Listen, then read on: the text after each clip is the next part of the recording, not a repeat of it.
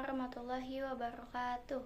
Perkenalkan, nama saya Syifaini Tias dengan NIM 44240442. Di sini saya akan melakukan analisis bahasa pidato dari presiden kita semua, yaitu Bapak Prabowo Subianto.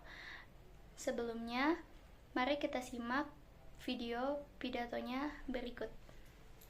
Saudara-saudara sekalian, ada pepatah yang mengatakan, kalau ikan menjadi busuk, busuknya mulai dari kepala.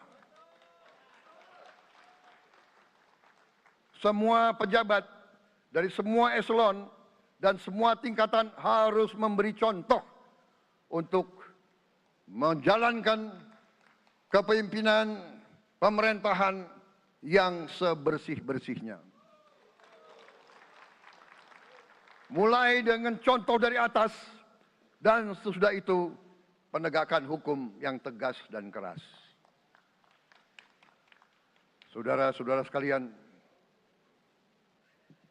semua kita percaya dan kita yakin kita akan punya kekuatan untuk bisa menghilangkan kemiskinan dari bumi Indonesia. Ini sasaran yang berat. Bahkan banyak yang mengatakan bahwa ini sesuatu yang tidak mungkin. Saudara-saudara, pemimpin yang berani, pemimpin yang baik akan terpanggil untuk menghadapi yang tidak mungkin dan mencari jalan agar yang tidak mungkin kita atasi.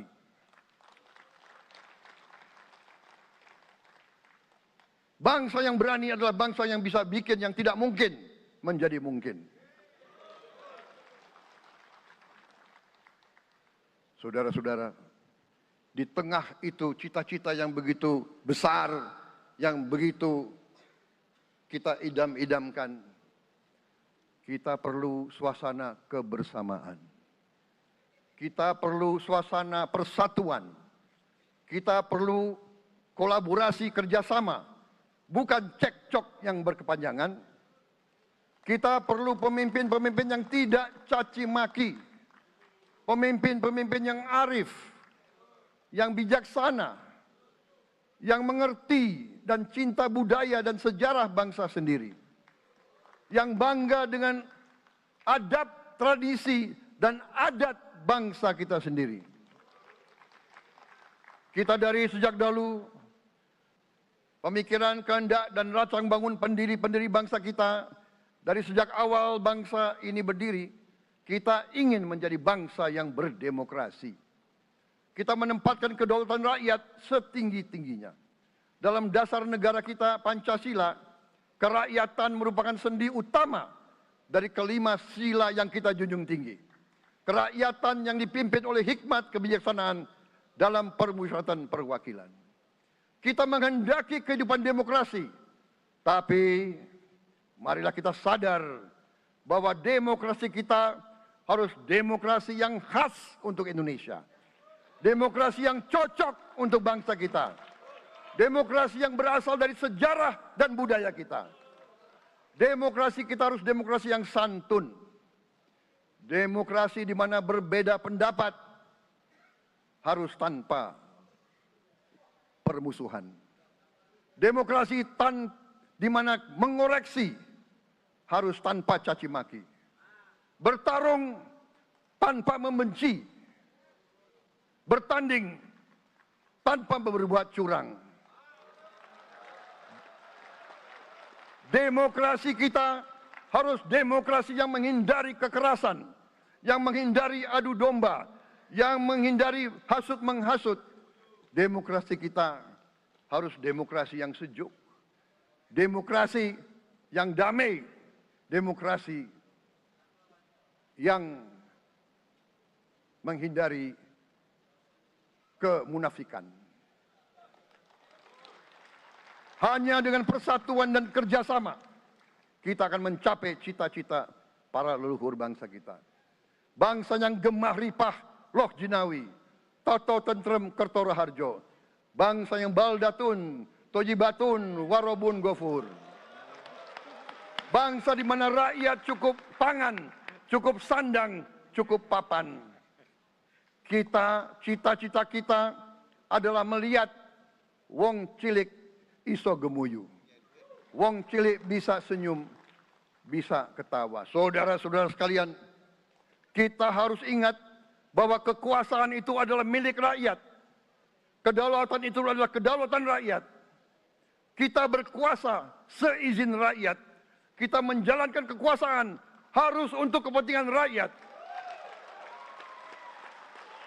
Kita harus selalu ingat, setiap pemimpin dalam setiap tingkatan harus selalu ingat, pekerjaan kita harus untuk rakyat.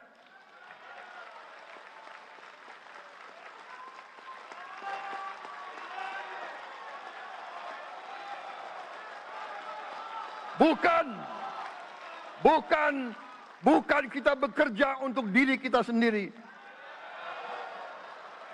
Bukan kita bekerja untuk kerabat kita. Bukan kita bekerja untuk pemimpin-pemimpin kita. Pemimpin yang harus bekerja untuk rakyat.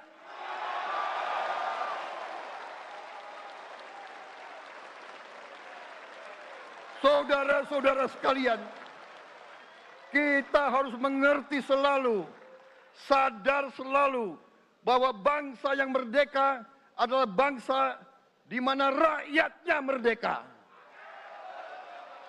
Rakyat harus bebas dari ketakutan, bebas dari kemiskinan, bebas dari kelaparan, bebas dari kebodohan, bebas dari penindasan, bebas dari penderitaan. Saudara-saudara sekalian, masih ada saudara-saudara kita usianya di atas 70 tahun masih menarik becak. Ini bukan ciri-ciri bangsa yang merdeka. Hanya kalau kita bisa wujudkan itu, kalau kita bisa wujudkan keadaan di mana rakyat kita sungguh-sungguh merasa dan menikmati kemerdekaan, baru boleh kita sungguh-sungguh puas dan bangga dengan prestasi Indonesia merdeka. Sebelum itu, marilah kita kerja keras. Marilah kita berjuang tanpa menyerah. Mari kita menghimpun dan menjaga semua kekayaan kita. Jangan mau kekayaan kita diambil murah oleh pihak-pihak lain. Pertama-tama, saya akan bahas dari sapaan atau pembukaan. Bapak Prabowo Subianto membuka pidatonya dengan khas saudara-saudara sekalian yang mencerminkan kedekatan dan rasa persaudaraan dengan audiensnya. Penggunaan kata saudara menunjukkan upaya untuk membangun hubungan dengan pendengar. Setelah sapaan khasnya saudara-saudara sekalian, dilanjut dengan kata pepatah yang mengatakan kalau ikan busuk, busuknya mulai dari kepala.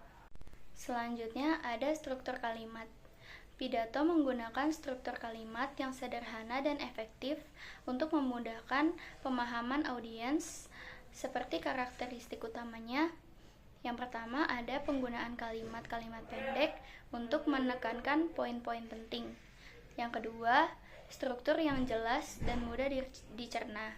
Yang ketiga, ada penyampaian pesan yang langsung dan tidak berbelit-belit. Selanjutnya, ada pemilihan kata atau diksi. Diksi yang digunakan menunjukkan penekanan pada tanggung jawab kepemimpinan, seperti penggunaan kata harus yang menunjukkan urgensi dan kewajiban. Lalu ada kata kewajiban yang menekankan tanggung jawab moral. Lalu ada pengulangan kata rakyat yang menunjukkan fokus utama kepemimpinan. Lalu ada pemilihan kata yang mencerminkan kewajiban sosial seorang pemimpin. Selanjutnya, ada gaya bahasa dan teknik retorika. Yang pertama, ada pengulangan atau repetisi. Pengulangan kata kunci seperti rakyat dan pemimpin. Lalu ada penekanan berulang pada konsep kepemimpinan yang berorientasi pada rakyat. Yang kedua, ada pertanyaan retoris. yaitu penggunaan pertanyaan seperti apa artinya sebuah kepemimpinan jika tidak untuk rakyat.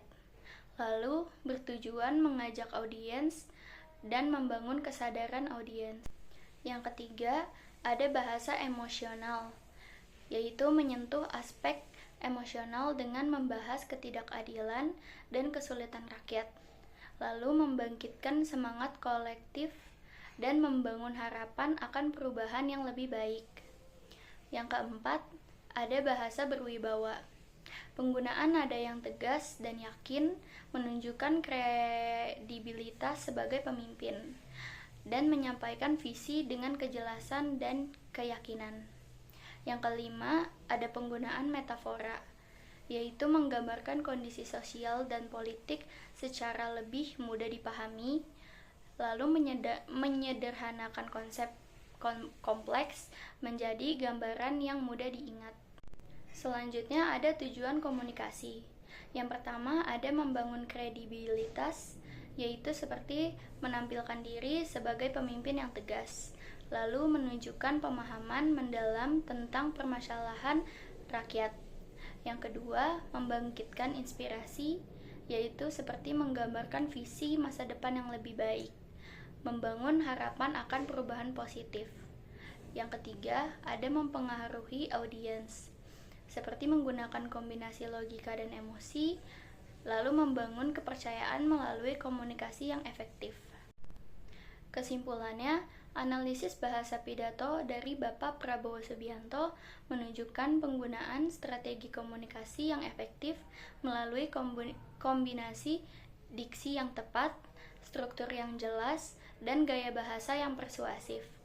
Pidato ini berhasil membangun citra pemimpin yang berorientasi pada kepentingan rakyat, tegas, dan memiliki visi yang jelas untuk masa depan bangsa. Penggunaan berbagai elemen bahasa seperti struktur mendukung penyampaian pesan utama tentang pentingnya kepemimpinan yang mengutamakan kesejahteraan rakyat. Sekian analisis bahasa yang bisa saya sampaikan, kurang lebihnya mohon maaf. Wassalamualaikum warahmatullahi wabarakatuh.